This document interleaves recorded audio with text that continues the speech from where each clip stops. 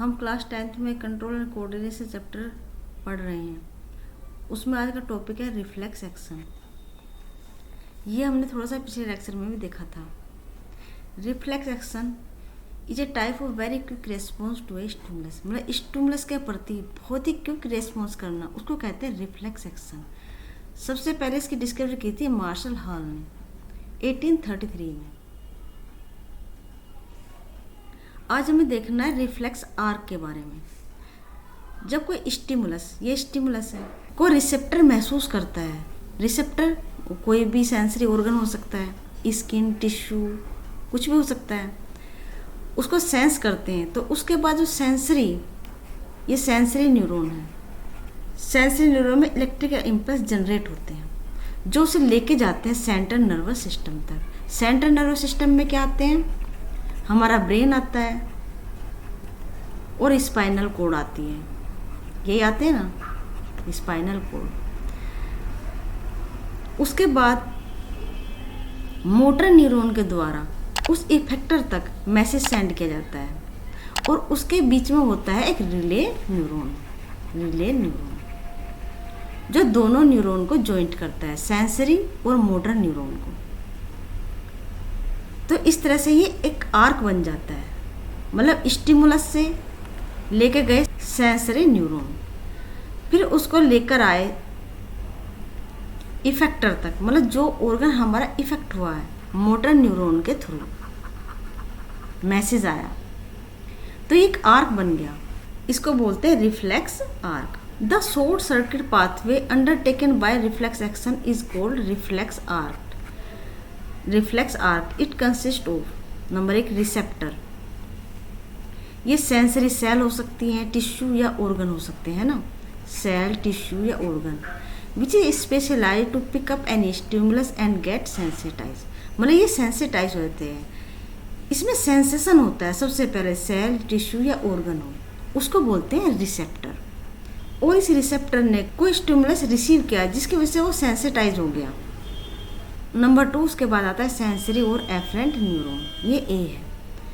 वह sensitise receptor activate which develop an electrical impulse in sensory neuron, मतलब इस stimulus ने सेंसरी न्यूरॉन में एक इलेक्ट्रिक करंट जनरेट कर दिया। ठीक है, जो हमने पिछले लेक्चर में देखा था ना, पोलराइज एंड डीपोलराइजेशन, जो सोडियम पोटेशियम आयन की वजह से होता है। इससे पहले आप अगर उस लेक्चर को पढ़ेंगे तो ये लेक्चर ज़्यादा समझ में आएगा। ठीक है बच्चों, पहले उसे पढ़ना। उसकी वजह से सेंसरी न्यूरॉन में इलेक्ट्रिक करंट जनरेट हुए। The impulse travel along the sensory neuron to the central nervous system, जो जाते हैं फिर सेंट्रल नर्वस सिस्टम तक, मतलब ब्रेन या स्पाइनल कॉर्ड तक। तीसरा पार्ट है part of central nervous system in trunk and limb. Limb बोलते हैं हैंड एंड फुट को, मतलब हाथ पैर को लिम्ब बोलते हैं। और ट्रंक, ये हेड, इसके नीचे ये नेक, और ये जो पोर्शन होता है ना हमारा स्टमक वगैरह, चेस्ट वगैरह जिसमें आती है, उसे बोलते हैं ट्रंक। ठीक है, ये trunk. In trunk and limbs reflex occur due to the spinal cord, क्योंकि बीच में क्या होती है, स्पाइनल कॉर्ड ही तो होती है। ये स्पाइनल कॉर्ड है, ऊपर ये ब्रेन है। ठीक है, तो जो ये हिस्सा है, ये इसमें जो रिफ्लेक्स एक्शन होता है वो स्पाइनल कॉर्ड की वजह से होता है। और हेड रीजन में जो रिफ्लेक्स एक्शन होता है वो हमारे ब्रेन की वजह से होता है। मतलब इसमें जो ब्रेन है ना, वो कोई सोच विचार के कोई डिसीजन नहीं लेता है।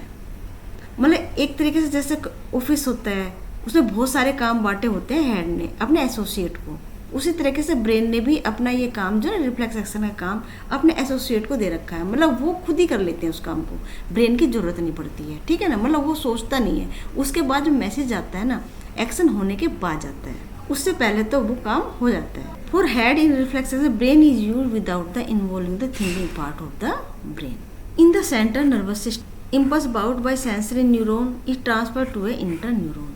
ये है इंटर न्यूरॉन, ये बीच में जो जंक्शन होता है ना, जिसने जॉइंट किया है सेंसरी न्यूरॉन और मोटर न्यूरॉन को, उसे बोलते हैं relay neuron. The inter neuron pass the information to a nearby motor neuron. किसको इन्फॉर्मेशन सेंड करता है फिर वो? मोटर न्यूरॉन को। मोटर और इफरेंट न्यूरॉन, मोटर को इफरेंट न्यूरॉन भी बोलते हैं, जबकि सेंसरी न्यूरॉन को एफरेंट बोलते हैं। ये ए है, एफरेंट। एफरेंट। एफरेंट ए मतलब आता है, ए फर्स्ट लेटर भी है, तो इससे याद कर सकते हैं। मतलब जब कोई सेंसेशन होता है उसके बाद ही तो मैसेज सेंड किया जाएगा ना, तो ए फर्स्ट है, मतलब ये आता है, ठीक है, सेंसरी न्यूरॉन के लिए यूज होगा। ये है इफरेंट। इफरेंट लास्ट का लेटर है, और ई जो ई लेटर है वो ए के बाद आता है, ठीक है, तो ये मतलब बाद में हुआ। जो स्टिमुलस रिसीव किया जाता है वो डेंड्राइट से किया जाता है और एक्सोन से ट्रेवल होता है, और एक एक्सोन का टर्मिनल दूसरे एक्सोन के डेंड्राइट से कनेक्ट होता है, ठीक है ना। इस तरह से ये इलेक्ट्रिकल इम्पल्स चलते हैं। और ये बीच में है रिले न्यूरॉन, क्योंकि रिफ्लेक्स एक्शन में डायरेक्टली ब्रेन इन्वॉल्व नहीं होता, मतलब जो थिंकिंग पार्ट है ना ब्रेन की वो एलिमिनेट होती है। नंबर 5 है efferent organ. It is muscles, gland, organ और टिश्यू, मतलब कुछ भी हो सकता है, that on activation by the motor end plate which provides a suitable response to the stimulus. मतलब क्या रेस्पॉन्स हमें करना है, मतलब जैसे हमारे हैंड में कोई पिन चुभी है तो हम एकदम से क्या करेंगे, अपने हैंड को हटा लेंगे, या पैर पे कुछ लग गया है नीचे के पोर्शन में तो एकदम से अपने नी को क्या करेंगे, जर्क करेंगे, तो ये होता है रेस्पॉन्स। हमें ये रेस्पॉन्स करना है थ्रू ए रिफ्लेक्स एक्शन। तो हमने अभी देखा एक आर्क। आर्क मतलब एक स्टिमुलस से चलता है, मतलब रिसेप्टर से लेके वो जाता है सेंट्रल नर्वस सिस्टम, और सेंट्रल नर्वस सिस्टम से फिर आता है वो इफेक्टर से, मतलब जो ऑर्गन या हमारे सेल या टिश्यू जो भी इफेक्ट हुआ है उसे कहते हैं इफेक्टर। तो वो रेस्पॉन्स हमें क्या करना चाहिए, वो मोटर न्यूरॉन के थ्रू मैसेज आता है, तो इसे पूरे को बोलते हैं एक आर्क, जिसमें सबसे पहले रिसेप्टर, सेकंड सेंसरी और एफरेंट न्यूरॉन जो मैसेज को लेके जाता है, फिर उसके बाद आता है सेंट्रल नर्वस सिस्टम, जो हेड रीजन में होता है वो ब्रेन होता है, और जो हमारे ट्रंक या लिम्ब में होता है उसमें स्पाइनल कॉर्ड इन्वॉल्व होती है। फिर सेंट्रल नर्वस सिस्टम से जो इम्पल्स बाउट होती है सेंसरी न्यूरॉन से, वो ट्रांसफर कर दी जाती है इंटर न्यूरॉन को, और इंटर न्यूरॉन से फिर मोटर न्यूरॉन के थ्रू वो इफेक्टर ऑर्गन तक आती है। तो ये बना एक पूरा आर्क। अब हमें देखने के रिफ्लेक्स एक्शन के इम्पोर्टेंस क्या है। Number first, control. जो रिफ्लेक्स एक्शन से हमारी बॉडी की बहुत सारी एक्टिविटी जो कंट्रोल हो जाती हैं, मतलब क्विक रिएक्शन होता है उसके प्रति, मतलब ब्रेन को सोचना नहीं होता है, टाइम गैप नहीं होता है, जिससे कम से कम हार्म होता है, कम से कम नुकसान होता है। इसमें होता है क्विक रेस्पॉन्स, मतलब टाइम गैप नहीं होता है, ठीक है ना, ये होता है क्विक रेस्पॉन्स। इसकी वजह से जो हार्म होती है, मतलब जो नुकसान होता है ना, वो कम से कम होता है। जैसे हैंड जैसे टच हुआ हॉट सरफेस से, तुरंत से हटा लिया, स्ट्रॉन्ग लाइट आई, तुरंत से हमने पलक झपक ली, ये क्विक रेस्पॉन्स है ना। मान लो कोई शेर आ गया, तुरंत भाग जाओ नहीं तो खा जाएगा, तो ये क्या क्विक रेस्पॉन्स है। एक्यूरेसी होती है, मतलब निश्चितता होती है। ऐसा नहीं है कि बहुत स्ट्रॉन्ग लाइट आ रही है और हमने अपनी आंखों को फाड़ लिया, पिपल्स को बड़ा कर लिया ताकि और लाइट अंदर जाए, है ना, या फिर डिम लाइट में हमने अपनी पिपल्स को, अपनी आइज को सिकोड़ लिया, ऐसा तो नहीं होता है। मतलब हम शेर को देखते हैं हमें भागना चाहिए, ऐसा नहीं है कि उससे गले से मिल रहे हैं, मतलब ऐसा नहीं है सरफेस से, कोई हॉट सरफेस से हमारा हैंड टच हो रहा है और हम उसे और अंदर डाल रहे हैं, है ना। तो मतलब जो रिएक्शन हो रही है वो एक्यूरेट है, मतलब निश्चित है पहले से, इससे हमारी सर्वाइवल वैल्यू बढ़ती है, मतलब हमें कम से कम नुकसान होता है रिफ्लेक्स एक्शन की वजह से। तो ये हमारी है survival value. Overtaxing of brain, brain पे कम से कम लोड होता है, मतलब कुछ काम तो बिना सोचे समझे ही, ब्रेन के बिना सोचे समझे हो जाते हैं। मतलब हमारे जो ऑर्गन्स हैं वो इतने प्रैक्टिसाइज होते हैं, तो बहुत सारे काम है खुद ही कर लेते हैं। जैसे कि मेडिकल स्टोर पे जाते हैं ना, तो बहुत सारी हमारी जो मेडिसिन है वो मेडिकल स्टोर वाला ही प्रोवाइड कर देता है, ठीक है ना, डॉक्टर की ज़रूरत नहीं होती। तो इसी तरह जैसे ऑफिस में बहुत सारे एसोसिएट होते हैं, अंडर काम करते हैं, वो बहुत सारे डिसीजन अपने आप भी लेने लगते हैं क्योंकि उन्हें ज्ञान हो जाता है। तो इसी तरह रिफ्लेक्स एक्शन भी जो ब्रेन की थिंकिंग को अवॉइड करते हुए बहुत सारे डिसीजन अपने आप ले लेता है। तो इस तरह से ब्रेन पर लोड कम पड़ता है। कोऑर्डिनेशन, बहुत सारी एक्टिविटी जो बॉडी की होती हैं वो कोऑर्डिनेशन वे में होती है, मतलब एक दूसरे की हेल्प से होती है। तो इस तरह से बहुत सारी कोऑर्डिनेशन भी रिफ्लेक्स एक्शन में मिलती हैं। कंडीशंस रिफ्लेक्स, मतलब ये हमारी बाय बर्थ नहीं होती है, इसे हम सीखते हैं।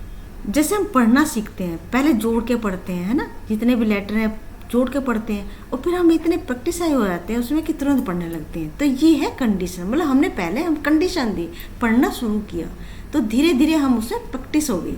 तो ये क्या एक तरह से रिफ्लेक्स एक्शन है। राइटिंग है, राइटिंग है, राइटिंग भी क्या है, एक तरह से कंडीशनल रिफ्लेक्शन है।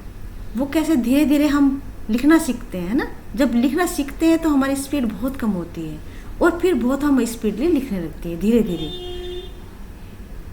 क्योंकि हमें उससे प्रैक्टिस हो जाती है। साइकिलिंग है, जब साइकिलिंग करना सीखते हैं तो बहुत धीरे धीरे करते हैं ना, कभी गिर जाते हैं, कभी फिर उठते हैं, फिर गिर जाते हैं, लेकिन फिर हमारा ब्रेन इस तरह से ट्रेंड हो जाता है कि हम बिल्कुल बिना गिरे, यहाँ तक कि कई बार तो हाथ छोड़ के भी साइकिलिंग करते हैं। तो ये क्या है, ये कंडीशंस रिफ्लेक्स एक्शन है। टाइपिंग है,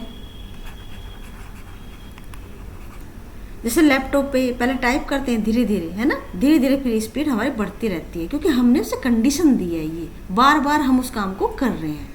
तो हमारा माइंड, स्पाइनल कोड, ये सब क्या ट्रेंड हो जाती है, किस रिएक्शन के प्रति हमें क्या एक्शन करना है, तो ये हो जाता है रिफ्लेक्स एक्शन, ये कंडीशनड रिफ्लेक्स एक्शन हो जाता है। जैसे आइज है, स्ट्रॉन्ग लाइट जैसे फोकस होती है तो हम अपने आइज को क्या करते हैं, बंद कर लेते हैं, ताकि कम से कम जो लाइट है ना हमारी आंखों के अंदर जाए। वो जो डिम है, डिम में हम ज़्यादा खोल लेते हैं, ओपन कर लेते हैं ताकि ज़्यादा लाइट जाए। मतलब ये सब कंडीशंस है जिसके प्रति हमारा रिफ्लेक्स एक्शन पहले से ही तय होता है। तो इस तरह से हमने कुछ रिफ्लेक्स एक्शन के इंपॉर्टेंस देखे, जैसे कंट्रोल है, क्विक रेस्पॉन्स है, एक्यूरेसी है, सर्वाइव वैल्यू बढ़ जाती है, कम से कम हार्म होता है, overtaxing of brain, brain पे लोड कम पड़ता है, कोऑर्डिनेशन है, हमारे बहुत सारे टिश्यू, ऑर्गन, सेल्स मिलके काम करते हैं तो उनमें कोऑर्डिनेशन मिलता है, और बहुत सारे कंडीशनल रिफ्लेक्स एक्शन होते हैं, जैसे अभी हमने देखा रीडिंग है, राइटिंग है, साइकिलिंग है, टाइपिंग है, और आइज का खुलना बंद होना है इन रेस्पॉन्स टू लाइट। ये सब क्या है, रिफ्लेक्स एक्शन है। तो आज के लेक्चर में हमने थोड़ा सा रिफ्लेक्स एक्शन के बारे में रिकॉल किया और रिफ्लेक्स आर को हमने बहुत अच्छे से पढ़ा और रिफ्लेक्स एक्शन के इम्पोर्टेंस भी हमने देखी। ठीक है बच्चों, ये था आज का टॉपिक। अगर आपको ये वीडियो पसंद आई है तो इस लाइक, शेयर एंड सब्सक्राइब करें, और सब्सक्राइब करके ऑल का बटन दबाना ना भूलें, ताकि आपको नोटिफिकेशन सब टाइम पर मिलती रहे। थैंक यू बच्चों।